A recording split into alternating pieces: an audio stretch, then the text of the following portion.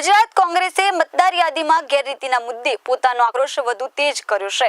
Vote ચોર ગાદી છોડ અભિયાન હેઠળ સમગ્ર રાજ્યમાંથી એકત્ર કરેલા સહી પત્રો દિલ્હી રવાના કરવામાં આવ્યા હતા। ગુજરાત કોંગ્રેસ દ્વારા વોટ ચોર ગાદી છોડ મારો મત મારો અધિકાર સહી ઝુંબેશ અને મિસ કોલ અભિયાન દ્વારા સમગ્ર ગુજરાતમાં જન જન સુધી પહોંચાડીને મતદાતાઓને સંવિધાનિક અધિકાર અંગે જાગૃત કરવામાં આવ્યા હતા। આ અભિયાનના સમાપન સ્વરૂપે સંગઠન પ્રભારી મુકુલ વાસનિક, પ્રદેશ કોંગ્રેસ સમિતિના પ્રમુખ અમિતભાઈ ચાવડા અને વિધાનસભા કોંગ્રેસ પક્ષના નેતા ડોક્ટર તુષારભાઉ ચૌધરીની ઉપસ્થિતિમાં સમર્થનમાં મેળવેલા સહીના કાગળો વાહન દ્વારા દિલ્હી રવાના કરવામાં આવ્યા હતા।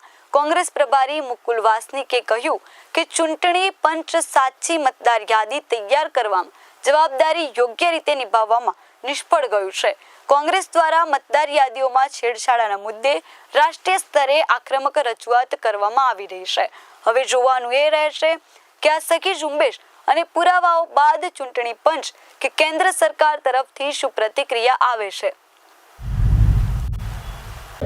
कर्नाटक, महाराष्ट्र और कई अन्य दूसरे राज्यों में लोकसभा चुनाव के दरमियान मतदाता सूचियों के साथ क्या हुआ, उसके बाद में हरियाणा, महाराष्ट्र के विधानसभा के मतदाता सूचियों में क्या हुआ, वो सारा का सारा मुल्क के सामने रखा और चुनाव आयोग इसमें किस तरह से सही मतदाता सूची बनाने के काम में अपनी जिम्मेदारी का निर्वहन नहीं कर पाई, वो भी तमाम चीज़ें सामने रखी गई। एक तरह से भारतीय जनता पार्टी का एजेंडा लेकर चुनाव आयोग ने काम किया, एक ऐसी स्थिति भी बनते हुए सारे मुल्क ने देखा है।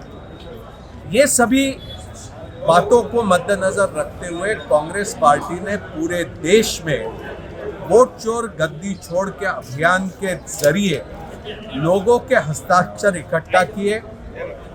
गुजरात में भी लाखों लोगों ने इस अभियान में हस्ताक्षर किए और आज पहली किश्त हस्ताक्षरों की गुजरात प्रदेश कांग्रेस कमेटी के कार्यालय से दिल्ली स्थित भारतीय राष्ट्रीय कांग्रेस के मुख्यालय में रवाना करने का काम अभी हमने किया।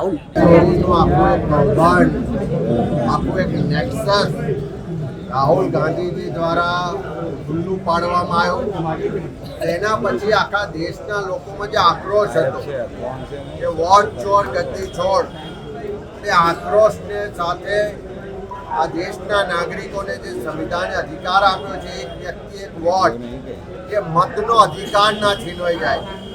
જે ચૂંટણી પંચની જવાબદારી છે કે પારદર્શક રીતે ચૂંટણી પ્રક્રિયા થાય અને એના માટે મતદાર યાદી સાચી હોવી જોઈએ, ભૂલ રહિત હોવી જોઈએ।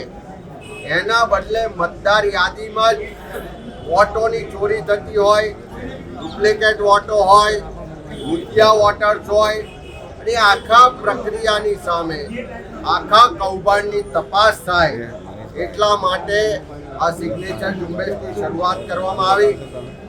હું આનંદ સાથે કહું કે ગુજરાત કોંગ્રેસની અમારી તમામ ટીમના કાર્યકરોએ લોકોની વચ્ચે જઈ ઘેર ઘેર જઈને જે લોકોને વોટ ચોરી અંગે જાગૃતિ લાયા, જે સહીઓ માટે વિનંતી કરી, લાખોની સંખ્યામાં ગુજરાતના નાગરિકોએ આ સહી ઝુંબેશમાં ભાગ લીધો છે અને આ લોકશાહી બચાવવા માટે એ ઝુંબેશમાં સહી કરીને એનું સમર્થન આપ્યું છે।